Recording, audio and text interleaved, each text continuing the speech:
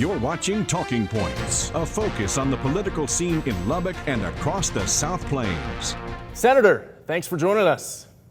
Ryan, great to be with you. Thank you for having me. So this is a development for Interstate 27 that has been in the works for really decades and has been a real need that we've had in West Texas. Why has it taken so long for the federal government to acknowledge this, and how did it cross the finish line this year?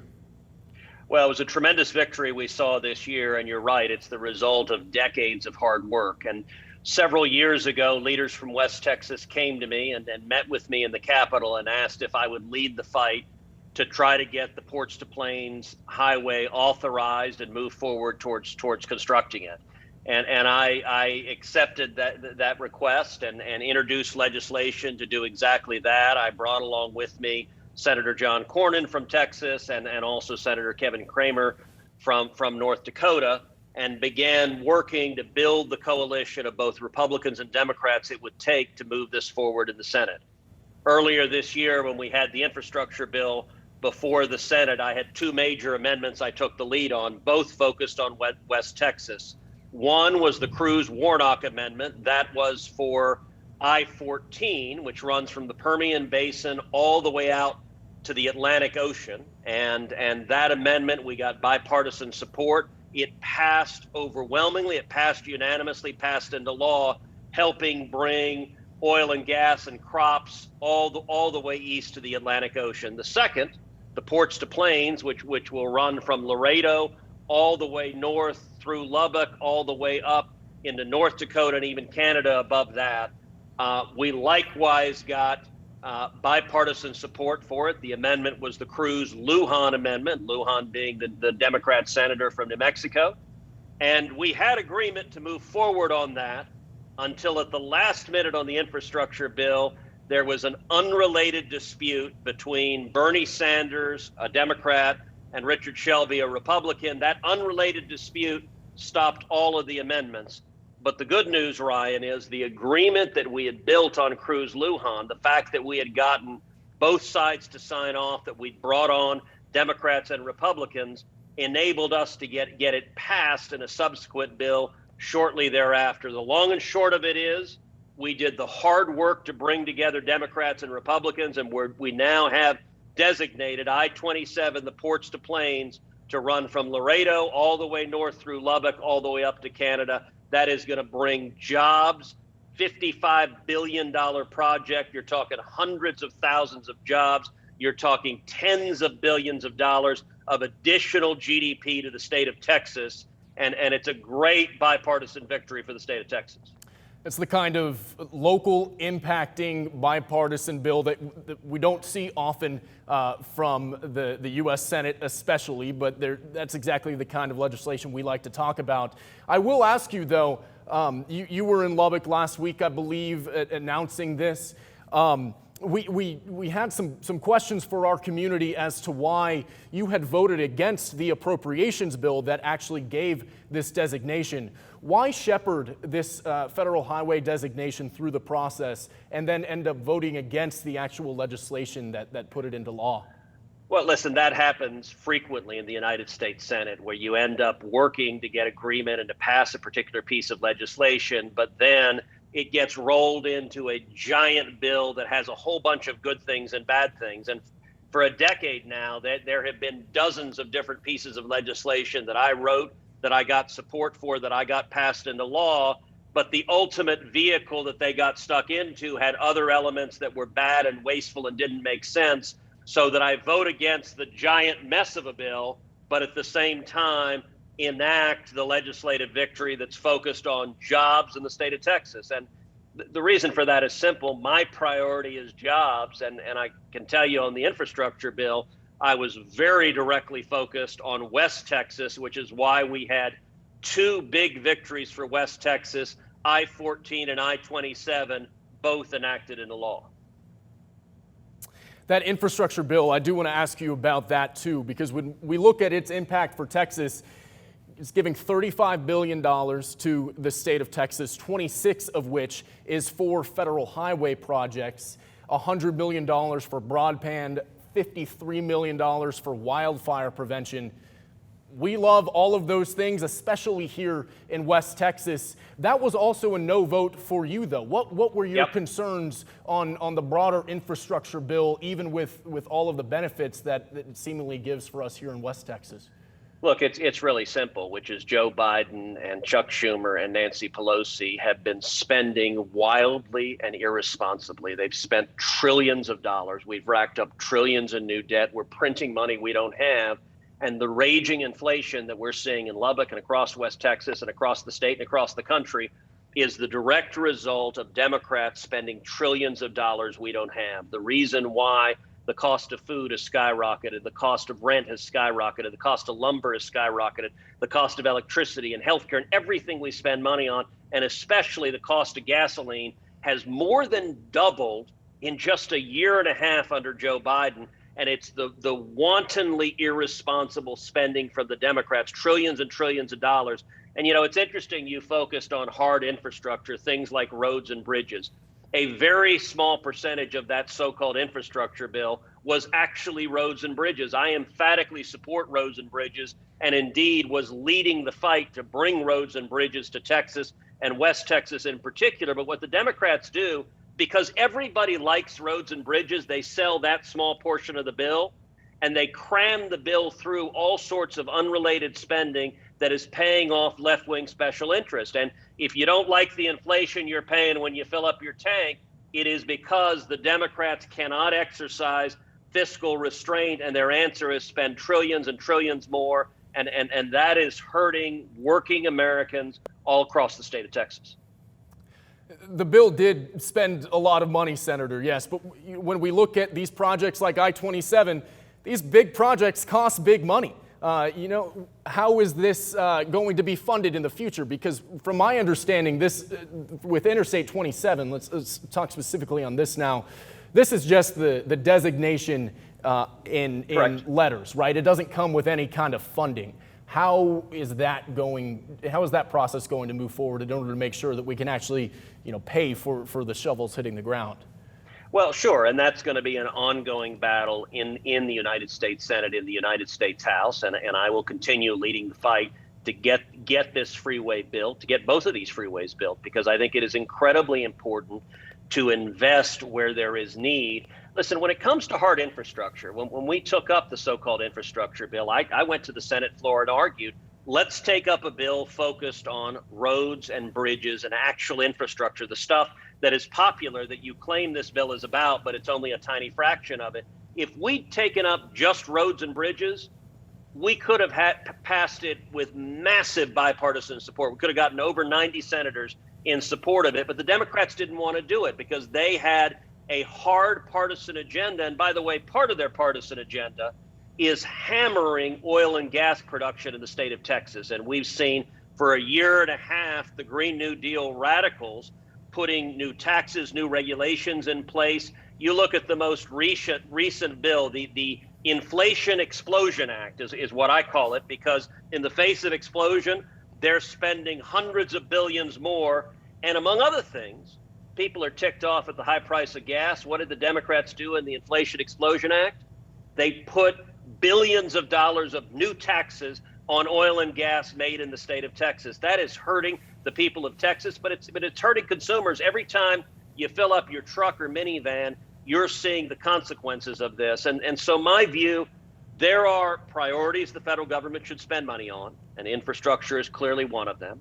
That investment should follow need. That means it should go where the population is and where the traffic is. And when you look at West Texas, between the oil and gas being produced in the Permian Basin, between all of the incredible crops and cattle and cotton being grown in West Texas, the commerce, it is clear that the infrastructure should follow where those jobs are, where the goods and services are. But we ought to focus directly on the priorities rather than empowering big government Democrats to just spend money we don't have.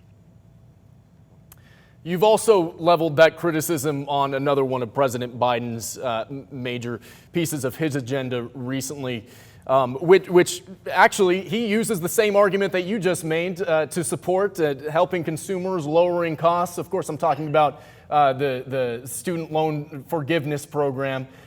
We just welcomed tens of thousands of Red Raiders back to Lubbock as Texas Tech starts. And in our coverage of how this issue affects us locally, we've seen a lot of Red Raiders welcome that plan, many of them getting $10,000 to $20,000 knocked off of their student loans. You have been highly critical of that, though. But the question that I would ask you then is for these Red Raiders that we have in our community who are graduating with an average of $30,000 in student debt by the time they walk the stage and receive their diploma, what kind of alternatives would you guide the federal government to offer them to remove some of those burdens if not President Biden's plan? Well, listen, Biden's student loan giveaway is facially illegal. There is zero authority under federal law for him to give away $1 trillion. This is an election year gambit. He's trying to buy votes because he recognizes that Democrats are headed to a very bad election in November. But $1 trillion at a time when inflation is exploding, the fact that Joe Biden says, let's add another trillion on top of it is wildly irresponsible. It will drive up your costs. I'll tell you, for those Red Raiders, you know the consequence of this? You're going to see tuition at every university in America rise as a result of Biden's student loan giveaway. You know, we saw this with the federal government's subsidies for electric cars, that within days of the federal government passing a $7,500 subsidy for electric cars, the car makers jacked up the price $7,000 to $8,000. They just immediately raised it, said thank you for the money, and took it away. It didn't help people. But I'll tell you what is really problematic about Biden's illegal student loan giveaway is it's unfair. It's unfair to two different groups of people. One, it's unfair to the people who worked and saved and either paid for college or took loans and paid those loans back. Listen, I took a lot of student loans. When I went to college, my parents had just declared bankruptcy. My father was an immigrant from Cuba. They'd gone broke. They had a small business in the oil and gas business, and they were utterly broke. I was 17 and financially on my own. When I left college and grad school, I had about $100,000 in student loans. And I paid off those student loans for about 20 years till I was finally able to pay them off. There are tens of millions of Americans just like that who responsibly worked hard and saved and paid off their loans. And this giveaway is wildly unfair to them.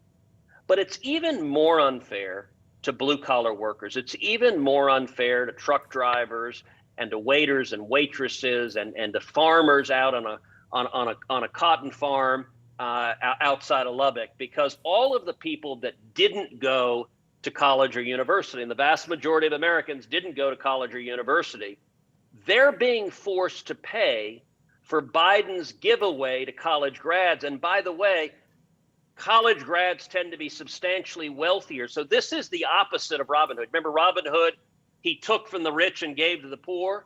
What Joe Biden is doing is taking from the poor and giving to the rich. And it's backwards. It's unfair. And I think we ought to be standing with the working men and women, with the blue collar workers. We ought to be standing with truck drivers and steel workers and cops and firefighters and waiters and waitresses, not engaged in illegal and unfair giveaways. I am familiar with Robin Hood, Senator, yes. My question to you, though, was I understand the criticisms of Biden's plan, but in your mind, is there any kind of levers that the federal government's power can use in order to lower the average debt that students graduate with, or is the answer just to pay them off as you go? What would you do if this was in your hands? Look, there are two things. One, what Biden did is going to increase the debt students have going forward because it's going to jack up tuition. So this is hurting students. The Red Raiders who are showing up now, they may not realize it yet, but this will drive up costs substantially for every subsequent generation of college students. But secondly, listen, the most important thing you want when you're coming out of school is you want a good job. You want a job where you can go and make a good living and build a career and earn the money to pay your student loans off. And my number one priority in the Senate is jobs, because that's the top priority of Texans. And the way you get jobs is the private sector. It is entrepreneurs putting capital at risk to meet a need. Government doesn't create those jobs, but government can screw it up mightily. And the two best levers to enable small business to create jobs are tax reform and regulatory reform. Every time you cut taxes, you simplify the tax code, you repeal job-killing regulations, the result is booming unemployment. If you look under President Trump, and I worked hand in hand with President Trump to pass historic tax cuts to repeal job-killing regulations, we saw the lowest unemployment in 50 years.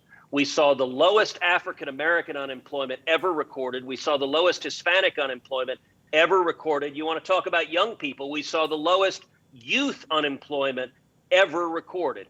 That is a big deal. What did Joe Biden do? Jacked up taxes, jacked up regulations, jacked up spending and debt. The result is out of control inflation, and it is hurting the students coming out of college right now. The best thing that a college graduate wants is a good job where he or she can build a career and provide for their family. And one final point, Ryan, that's why people come to Texas. If you look at the blue states, they're all high tax, high regulation states. The population is fleeing them. California, New York, people are fleeing because they're killing jobs, and they come to Texas. Why do they come to Texas? Because Texas is where the jobs are, and we need to protect those jobs and continue to be an oasis for opportunity for people to provide for their families.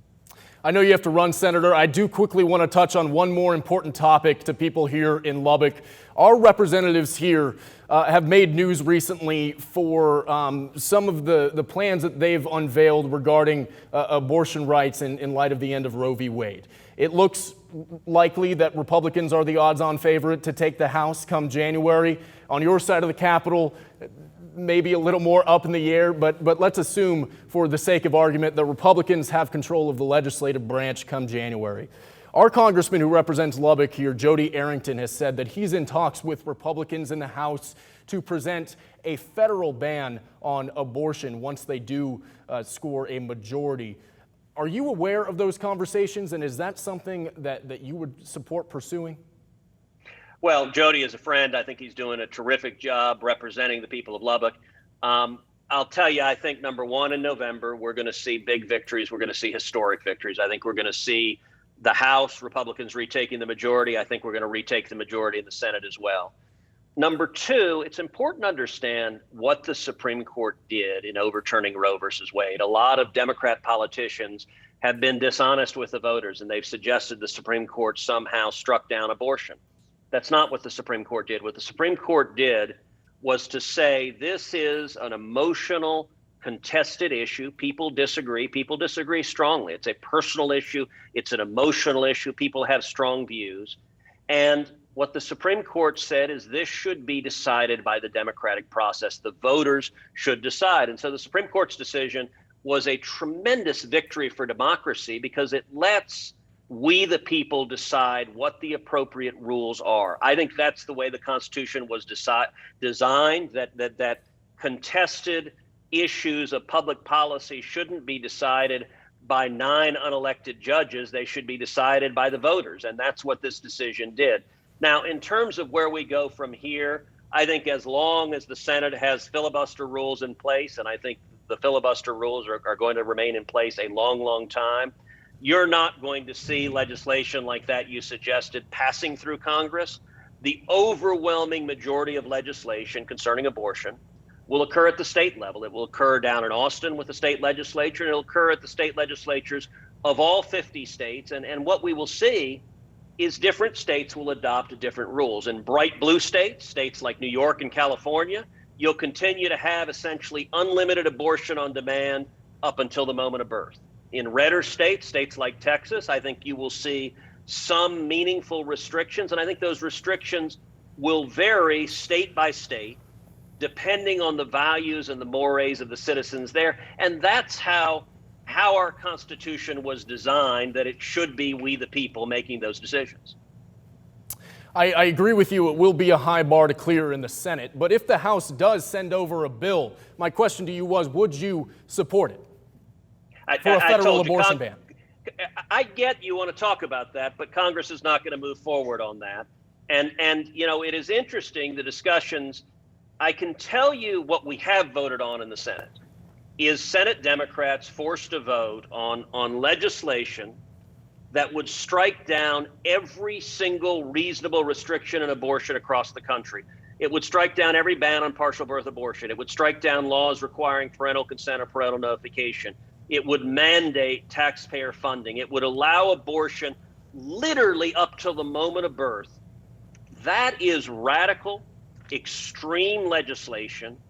Fewer than 9% of Americans support late-term abortion, partial birth abortion, and that's the position of practically every single Democrat in the United States Senate.